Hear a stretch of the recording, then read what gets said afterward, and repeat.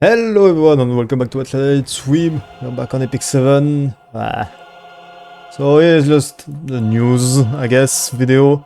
At the moment I'm recording this, Arunka video still hasn't been out because it's not midday for me yet. Probably should be around 30 minutes from where I'm recording. But yes, so before Arunka gets revealed, for those who haven't seen on Epic 7 channel, they've got a bunch of video, especially the Mirroring one, who announced a bunch of stuff since the beginning of the week. But I mean, Monday was just teasing, but I guess here we already have the first thing, so I guess we'll do it in the order. I think it's the order, this one was the first one. So this one is just basically the new stuff. So here we got the protection set, which you probably already heard a lot about. I honestly don't think it's that great of a set, but we'll see. I think the problem with it is that it's a four-piece set, but yeah.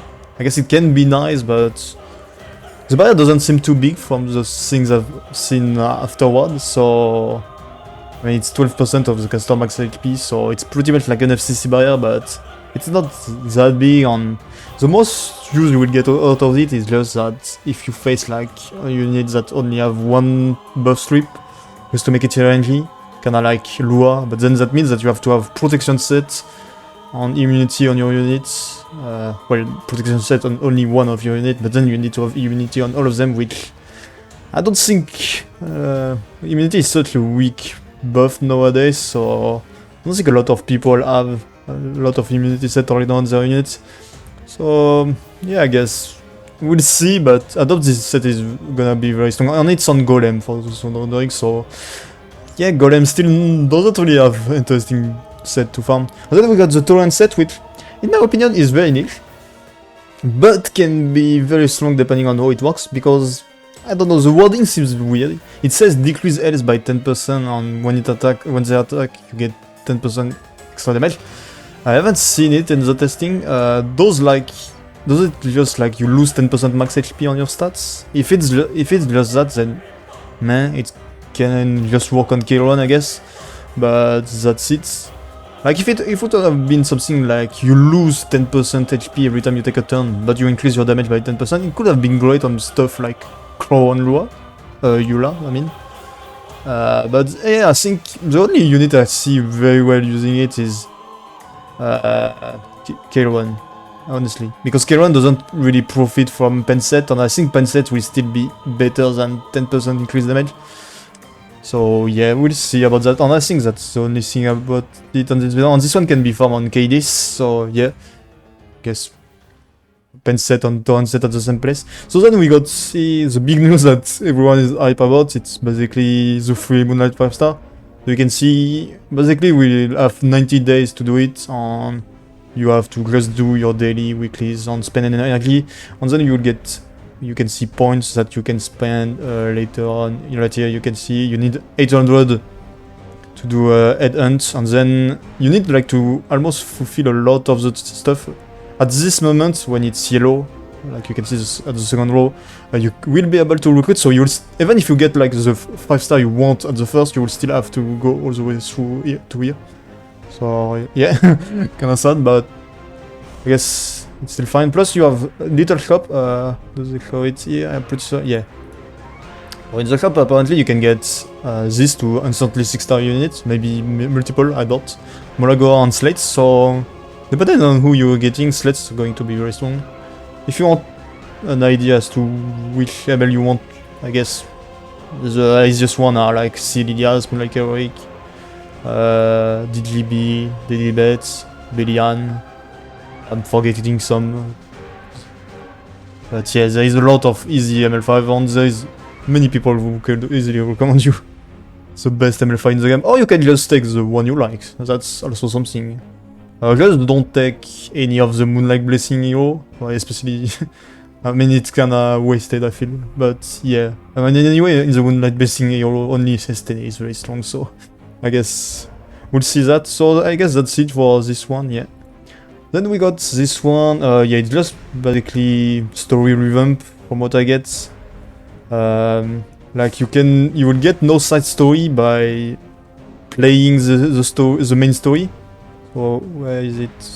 Yeah, you're right here. Like here, the unlocked video side story. I guess then you can clear it afterward in here.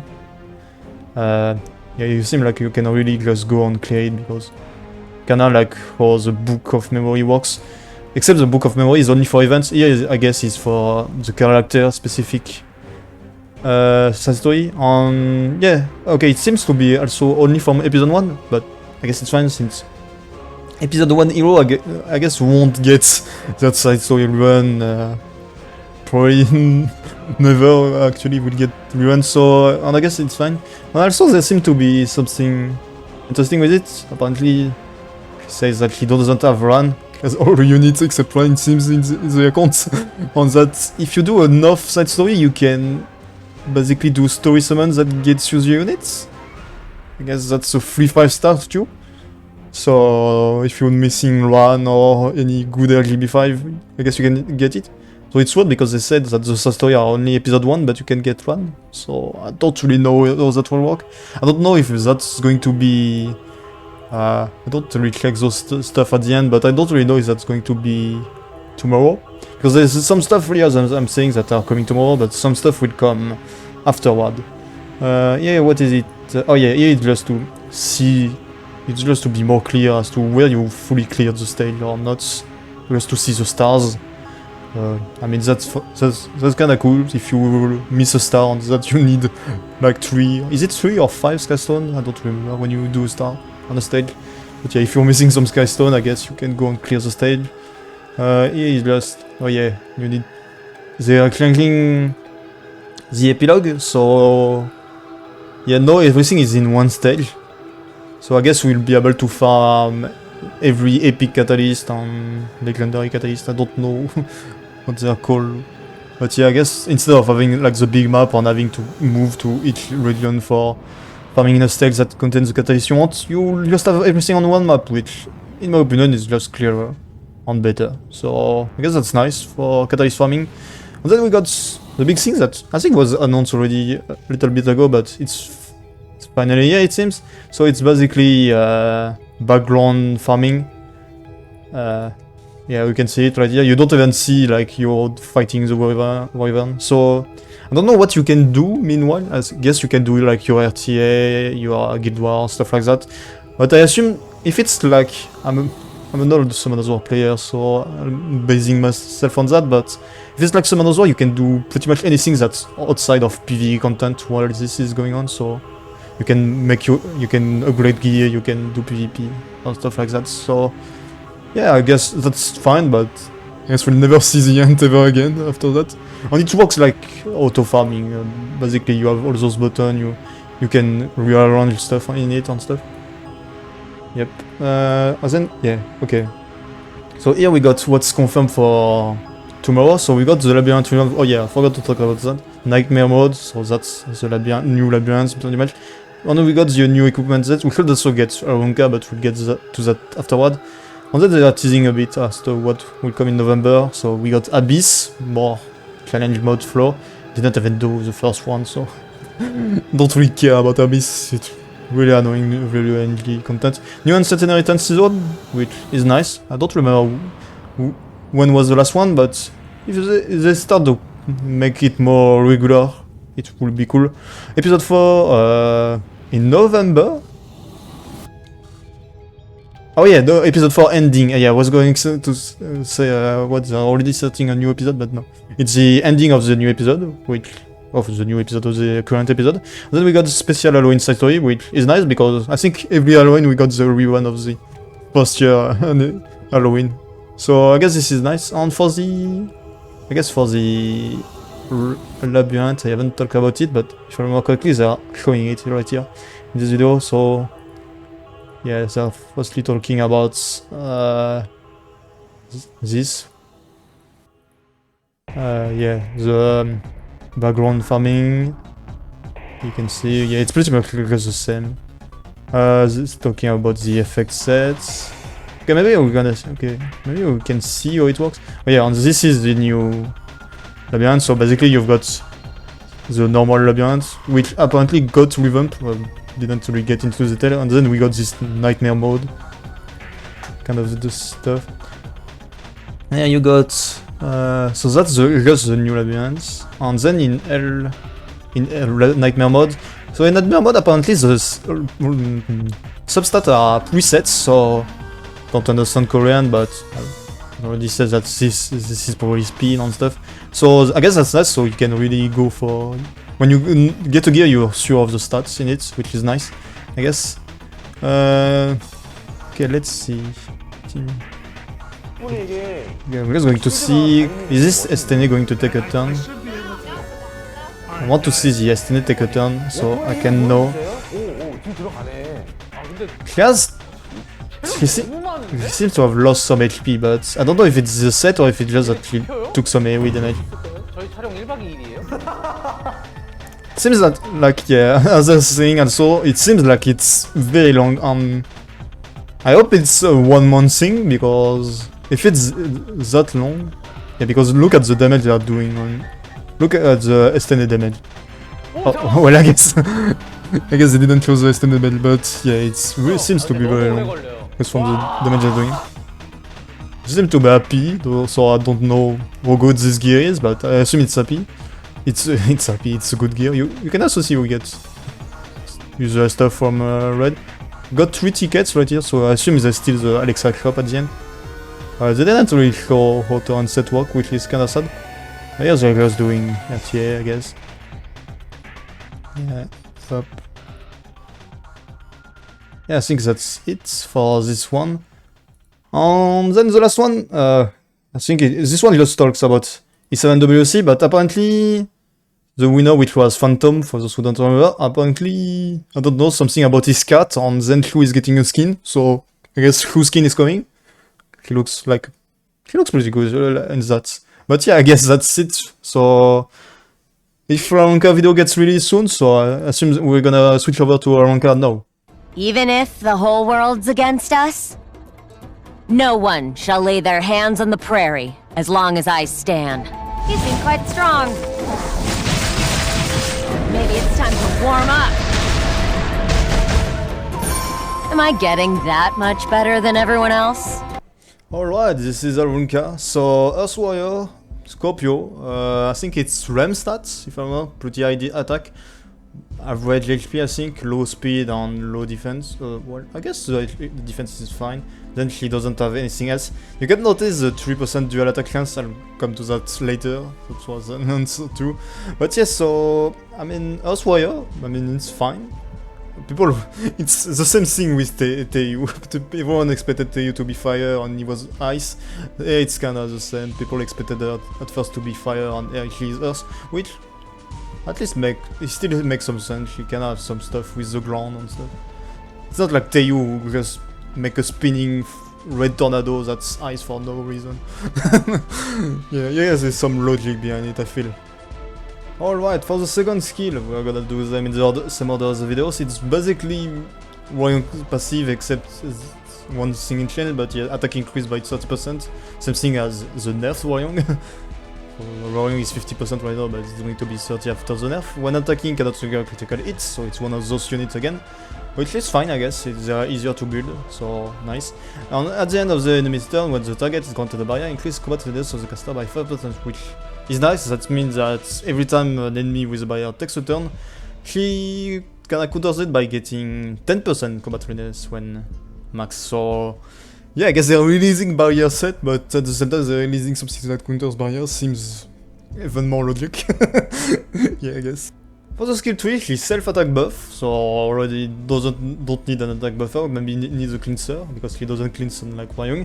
And she Amphic extension, so an extension unit. It's been a while since we saw one, I think. And it penetrates caster defense, target defense by 70%. Because I think it's like exactly like Pavel, 70%, Captain Pavel, obviously. So with pen set it's 90%, not 100 sadly, but it's only applying when you have a barrier on your enemy, so yeah, she really counters barrier units.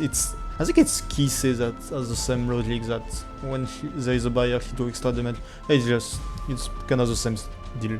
On the skill 1, it's one of those skill 1s that do something and then has a chance to do second thing. So the first attack he has 50% chance to do 2 bleeds, I guess. I think, is it bleed that's, no, it's burn that scales well with attack, so I guess bleeds just some few extra damage. If it would have been burn, it would have been very strong, so. And then a successful attack has a 50% chance to activate expose. So successful attack, so you need to not miss, I think that's what it means. So expose, it says it right under, it's basically just you do extra damage and you heal yourself, so I guess that's nice. Expose can only be activated once on the caster zone, so no counter gaming. And then for artifact Sword of Autumn Eclipse, increase attack of ally by 5%, I guess it's nice, some extra stat, and then increase hit chance of the caster by 20%. Makes sense, goes with the character kits, but I still think that since she's an high attack unit and she's a warrior, obviously people are gonna put her on Ubeus too, I think. But I think it's an alternate option if you don't have Ubeus tooth. So then I'm just going to go right now over everything that's going to come tomorrow. So we have already covered a bunch of those things, but yeah, it's just I guess the gift we're getting a check-in event which has a lot of rewards, so I guess we just need to go and connect. We've got a 73 summon event, we've got a buff event, we got the 6-star promotion celebration check-in event, so I guess for us older player who already have a ton of 6-star, I hope it's retroactive. If not, well, I guess we'll have to 6-star some random stuff. 5-star Moonlight recruitment, we already talked about this. Anarchy 7th Day Growth Guide, I guess. But it's only for new and returning players, so I guess it won't affect us unless you're a new player and you're coming back to the game. Then we're getting a new side story, which seems to be about Yula, Yula actually, Yula, Ken and Wayung. We got a new artifact with it. I don't know if it's a side story or it's just something else and they just throw it here. But I guess it doesn't look that good of an artifact, so it's probably like... It seems like a soul artifact but for rangers, so it's probably just a free artifact from Rough Trial or something, so I guess that's nice. Then we got a exchange match that you already saw on Aruka, because it's on all unit now. The dual attack chance is reduced by 2% to 3%, but the maximum dual attack chance can be increased to up to 30%, and that goes with the unit set buff, that's no 8% instead of 4%. I don't know if that's going to make this set ever interesting, but since they increase it to 30%, we can have some decently high chance of dual attack now. And then a little thing about RTR, the next season is going to not have the Soul Weaver buff for speed, it's going to be mage instead, so I guess we're gonna see some weird mages coming out of RTR now.